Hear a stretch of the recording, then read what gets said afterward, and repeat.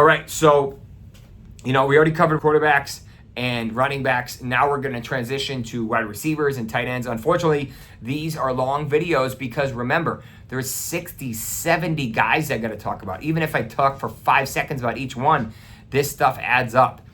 So, the first guy we're going to talk about is Rashee Rice.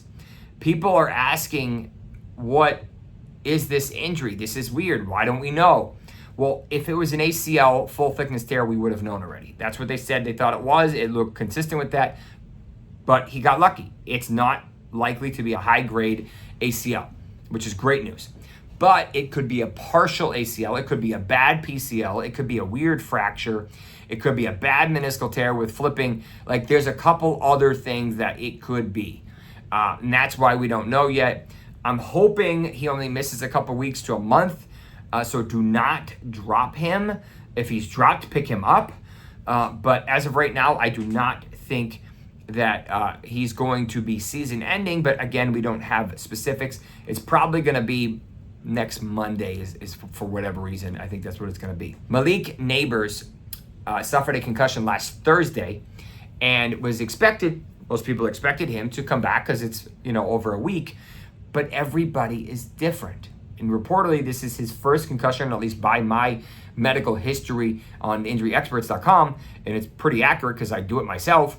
I have not seen another one. We could ask him if it's been one or if he had one in high school or something that never got documented. But, some guys take a week, some guys take several weeks. And everyone's a little different. So there's a 5-step protocol. And step 1 and 2 are you're not on the field. Step 3, you can enter the field. Step 4, you're, partial practice basically. And step 5, you're full pads and everything. Well, technically he could have been on 5 today if he was eligible because he's had enough time to get there. He was not on the field today. That tells me that he's likely in step 2. The problem is, if he enters step 3 tomorrow, that's Thursday. He then would enter, if he has no issues, step 4 on Friday. They fly to Seattle on Saturday. There is not another practice in order for him to clear the protocol. By my calculation, he is not eligible to return this week unless they're doing some shady stuff. But if he is not progressing, which is not surprising, they're going to hold him out. And that's going to be a big problem for the offense. He's the number 1 wide receiver in fantasy right now. And we're going to see Rondale Moore get a lot more volume, but, and they might not have Singletary either. But, long story short, I just don't think he plays this week. I'll give him a 25% chance, but I just don't think it's going to happen. Chris Olave ended up having a good game. You never know with these hamstring injuries. He tweaked it on Friday. All of a sudden, he plays pretty good. He tweaked it again at the end of the game. So we're going to have to see how he does this week in practice. I didn't see his status today. I wouldn't be surprised if he did a limited practice, but we'll keep an eye on it. Diontae Johnson popped up today with an ankle injury. But it sounds like coach said, hey, he's not worried about it. He's just giving him a veteran day off. Probably a mild, maybe a little bit of more of a moderate lateral ankle sprain. Not overly concerning, just more annoying. So be smart with it. Khalil Shakir, on the other hand, sounds like his is more concerning. He woke up sore. He has a pretty significant lateral ankle sprain on that right side.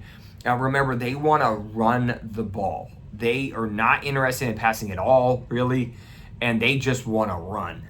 So, Shakir may be a nice sell high right now. I wouldn't even mind the same for Kincaid. I mean, just realistically, just how I see it. But I don't know if Shakir is going to play this week. Christian Watson, unfortunately, suffered a high ankle sprain, and he's going to miss this week. It's just almost inevitable. But he may only miss 2 to 3 weeks. He may get lucky, but these are frustrating injuries. So, I think this is going to be a Dubes, Reed, and Wicks game with a little bit of Kraft. That's how this game is going to play out. From a passing perspective. Trey Palmer is out tomorrow night with a concussion, just doesn't have enough time to clear the protocol, as is Jalen McMillan with his hamstring. Now let's talk briefly about this Brandin Cooks situation. So Brandin Cooks played last Thursday in that Thursday night game and reportedly has been dealing with a torn meniscus since the preseason. Now he reportedly went somewhere to get an injection, either a cortisone injection, a stem cell injection, a PRP. I don't know what it was. I've done tens of thousands of injections. I do, 20 to 50 a day. I've never had an infection, ever. But I'm overly diligent about cleaning the tissue because there's millions of bacteria that live on our skin. And if you don't clean the tissue and you inject through that bacteria, you will carry them in and it goes inside the joint. And it's a nightmare. That's exactly what happened. He flew back to Dallas. Knee wasn't cooperating, probably had pain, swelling, redness. Saw Dr. Dan Cooper, who's the team doc. He's like, yeah, we need to go to the OR. We need to wash this out. And he ended up trimming the meniscus. He's going to miss at least a week, potentially up to 3 weeks. That helps Tolbert and Turpin, I think his name is. Obviously, CD and Ferguson are going to be good. Just an unfortunate situation. Nico Collins, my God, you are just incredible right now. No concerns. That hamstring didn't even bother him at all. They already ruled Davante Adams out, and he's basically going to get traded from what we hear. So this could be a combination of injury and basically just being smart. DeVonta Smith should be back after the bye with his concussion. Marvin Harrison should be fine with his quad. Tank Dell has a good chance to return. Nice buy low guy. I just have my reservations about that offense because there's too many things. Darius Slayton should be fine with his thumb. Mike Evans is fine with he has a calf and a knee. But in general, they already pulled him off the report. I tweeted something today. That dude is a beast, and he does not miss games for anything. As far as Gabe Davis had that shoulder, he hasn't really been super relevant. Cooper Kupp, going to miss this week. Probably potentially come back after the bye in 2, maybe 3 more weeks. A.J. Brown should be back next week after the bye. Did not play last week. Probably a smart idea. Deebo Samuel actually looked pretty good. Did not reach his injury. So as far as we know, he should be good to go. Pittman looked better. Flacco, helped with that. And Richardson looked better, but still, wasn't perfect. Keenan Allen, they just, he did okay, but Waldron is just an idiot. Like, it's a hot mess. It is a hot mess. All right, let's finish up strong. So, tight ends, George Kittle suffered a new rib injury, and he also still has that hammy kind of lingering. He looked really good. He did not practice today, so I don't know where we're at with this.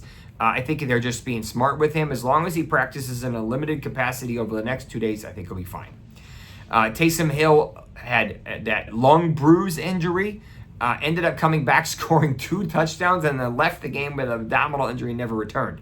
So we don't know where we're at with this, but if he's active, you kind of have to play him. Trey McBride should return from his concussion. He's progressing through the protocol. Luke Musgrave added a ankle injury today. He was dealing with another injury last week, and he's just really not running a whole lot of routes. Sam LaPorta is on a bye, but his ankle looked pretty good. Nice buy low if you need one, if you can. Tucker Kraft was dealing with a minor shoulder. Beautiful guy to start. He's getting a ton of volume. He's getting a ton of routes. He's trusted. Evan Engram, good chance he's going to be back this week. I hope they target him because it's getting ridiculous at this point. Ferguson, not quite 100%, but still looking good. And then David Njoku has a very good chance to return this week from his high ankle. He might have a little rust, but if he's active, you start him. I will be back probably Sunday morning. I will let you know. But I will give you a couple more videos later in the week, depending on the type of news we have. But if you have any questions, do me a favor. Smash a thumbs up, subscribe. You can send them to me on Twitter. You can send them to my Discord. You can send them on here. Or you can even go to TikTok if that's your cup of tea and check us out there. Thank you for tuning in. We will see you Sunday night after the games, possibly Sunday morning before the games. Best of luck. And if you're into betting, I have a betting recommendation service. We are hot right now. We were up 10.5 units last week, not including the 5 that I lost between Rashee Rice and a couple other injuries. But overall, we're starting to get good data. So that is available on the injuryexperts.com as well as all of our injury reports. Thank you for tuning in. Take care.